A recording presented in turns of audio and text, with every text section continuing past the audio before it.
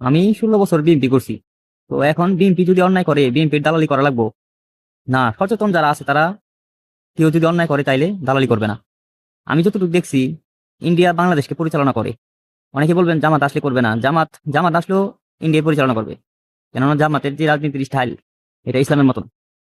তো বাংলাদেশকে ইন্ডিয়া পরিচালনা করে, কিন্তু ইন্ডিয়ার যে জনগণ সরকার যদি অন্যায় করে বিরুদ্ধে কথা, সরকার বিরোধী কথা বলতে পারে। কিন্তু বাংলাদেশে যে কোনো সরকার আসুক, আমি তো প্রায় 16 বছর যাবত শেখ হাসিনা বিরোধী অনেক জায়গায় গেছি, বিএনপির সাথে বিএনপির আন্দোলনে অনেক জায়গায় গেছি।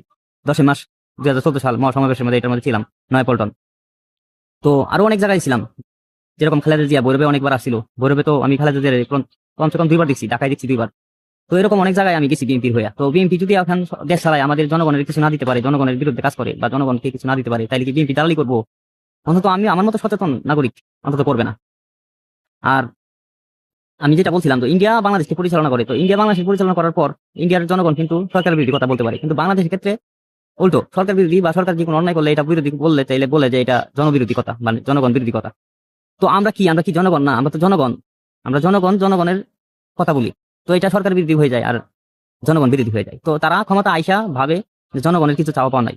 তো আপনারা যদি মানে যদি টিকতে চান তাহলে জনগণের জন্য কিছু করেন, নইলে কিন্তু আগে কিন্তু যারা ছিল তারা কিন্তু আপনাদেরকে বিপদে ফেলাবে। আমি কিন্তু বিএনপির অনেক বড় একটা ভক্ত ছিলাম।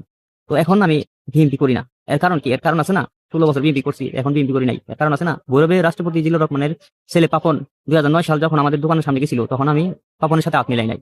মানে আমার মহাজন, আমি যেখানে কাজ করি এখানে মহাজন বিএনপি করে, তো আমিও বিএনপি করি।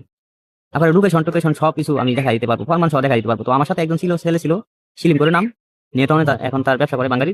ওই ছেলেটার সাথে হাত মিলাইছে আর আমি মিলাই নাই। আমার মহাজন বিএনপি করে, আমি বিএনপি করি, এই হিসাবে বিএনপি আস্তে আস্তে বিএনপি হয় এখন 2024 সাল শেখ হাসিনা চলে গেছে যাওয়ার পর।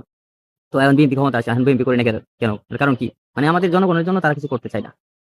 তো জনগণের জন্য কিছু করবে, বিএনপি হোক, আওয়ামী লীগ হোক, জামাত হোক, যে কোনো দল হোক, তাদেরকে সমর্থন করা হবে। কিন্তু আমরা কষ্টে থাকবো, আমাদেরকে কিছু না দিয়া তারা বলবে জনগণ জনগণ জনগণ। এটা অন্তত মানানসই না। তো এখন বাংলাদেশের মধ্যে আমি বিশেষ করে যেটা দেখি, বাংলাদেশের মানুষও বলতে চায় না, মানে অন্যায় বিরুদ্ধে কথা বলতে চায় না। এই কারণে মানুষ অন্যায় করার সাহস পায় আর অন্যায় করে। বাংলাদেশে বিশেষ করে বাংলাদেশের প্রশাসনও অন্যায় করতে আছে। তো পুলিশ এইদিকে যদি পুলিশ করে অন্যায়, তাহলে পুলিশের অন্তত মনে হয় না কম হবে। আর বাংলাদেশের অন্যান্য যে বাহিনী আছে তারাও বাংলাদেশের মানুষের সাথে গাদ্দারি করে। তো এখন যদি সোজা না হয় তাহলে কিন্তু ভবিষ্যতে মানে যারা দায়িত্বশীল আছে সবারই কিন্তু সমস্যা হবে, কেননা সাধারণ মানুষ অনেক ক্ষিপ্ত মানুষ। কেননা এটা 1971 সাল না, এটা 2026। প্রচুর আগানো দুনিয়া, মানুষ আপডেট জ্ঞান নিয়ে ঘুরে, সকলে আপডেট জ্ঞান নিয়ে ঘুরে, এবং কি মানুষ সাহস বেশি। তো এখন যদি বাংলাদেশের পরিবর্তন যদি না হয়, তাহলে কিন্তু সিস্টেমের পরিবর্তন মানুষ কিন্তু করবে, এত ভয়াবহ ভাবে করবে।